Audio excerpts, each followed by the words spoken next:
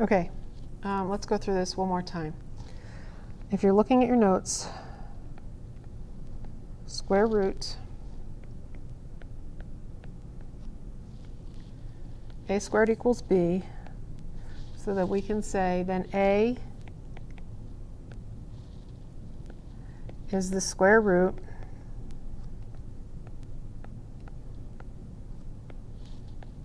of b. In other words, if I have a squared equals b and I want to solve it, I would square root both sides, and a would equal plus or minus root b. Okay? If I'm doing the nth root of, or the inverse of the nth power,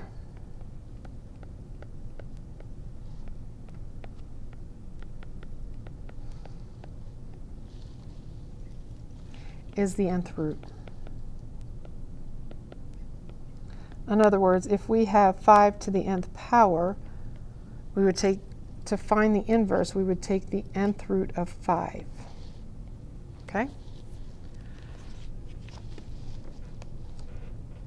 Let's look at this table, because I did not record it correctly.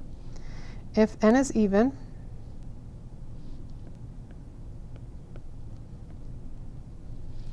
and we have the nth root of b, and b is greater than 0, then we're going to have one positive and one negative answer. If we're doing the same thing, but b is negative, then we'll have no real roots. We will talk about imaginary, but we'll have no real roots. And if b equals 0, there'll be one real root.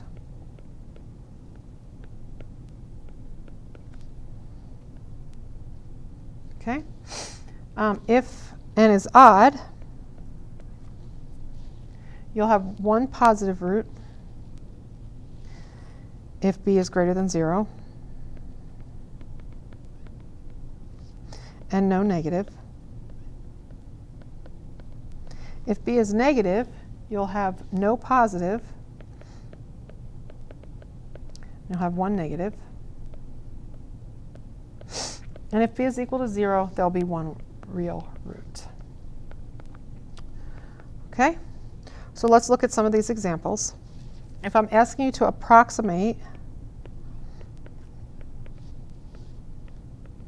using a calculator, this is the only time I am going to accept a decimal answer. So let me tell you how to do this. Number 1, the square root of 96. You would hit your math key. No, you would not hit your math key. Sorry. You'd hit your second key, your x squared key, because above that is the square root button, and you type in 96 and hit enter. Now, if I don't tell you what to round to, you can pick whatever, you can round to whatever you want to round to. So in this case, I would round to the 10th. So that's going to be approximately 9.8. Okay? If we're doing the cube root of 109, you're going to hit the math button. You're going to go down to number 4. That looks like this. Hit enter. Type in your number, and then hit enter again.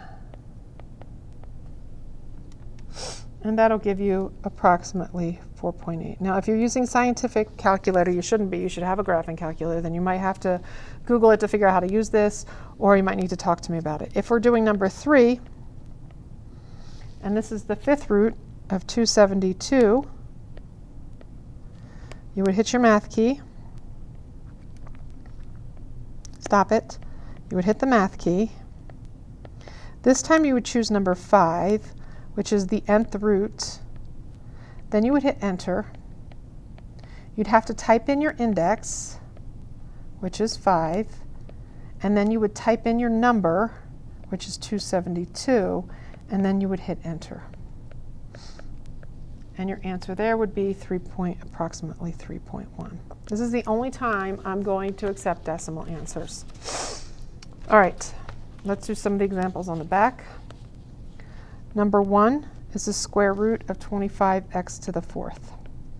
What I would tell you I'm going to show you how to do is you're going to prime factor that. So that would be 5 times 5 times x times x times x times x.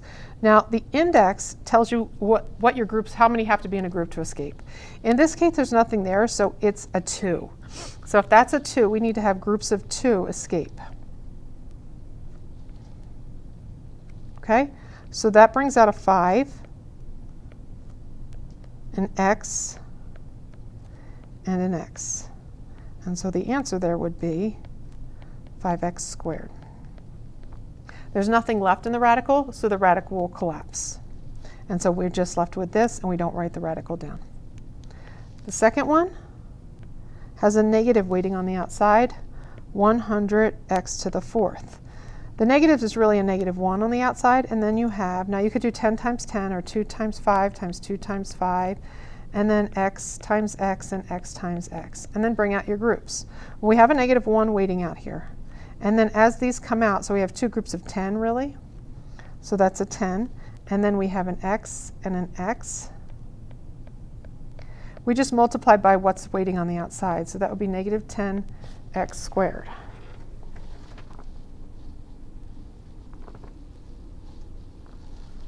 Okay, let's look at number 3. Number 3, this time the index is 5. Whoops, I can't even see my own writing. My index is 5, root 32, x to the 15th, y to the 20th. Now at this point you may have a shortcut, or you may not. I happen to know if I were to prime factor 32, it would be 2 and 16, there's my first prime number, 2 and 8, there's another prime, 2 and 4, there's a prime, and 2 times 2. So there's 5 of them. So we have 5 root 2 times 2 times 2 times 2 times 2. And then I'm going to write these in groups. 1, 2, 3, 4, 5. 1, 2, 3, 4, 5. 1, 2, 3, 4, 5. And then my y's I can also write in groups. 1, 2, 3, 4, 5. And we're doing groups of 5. And so you can see you may not have to write them out, because if you think about it, how many groups of 5 is in 20? Well, there's 4 of them. So 4 y's are going to come out. All right. So what we have here, again, because of the 5 here, we have to have groups of 5. So the 2's come out. And then we have 1, 2, 3 groups of x's. And 1, 2, 3, 4 groups of y's. And so that's going to give us 2x to the 3rd, y to the 4th. Okay?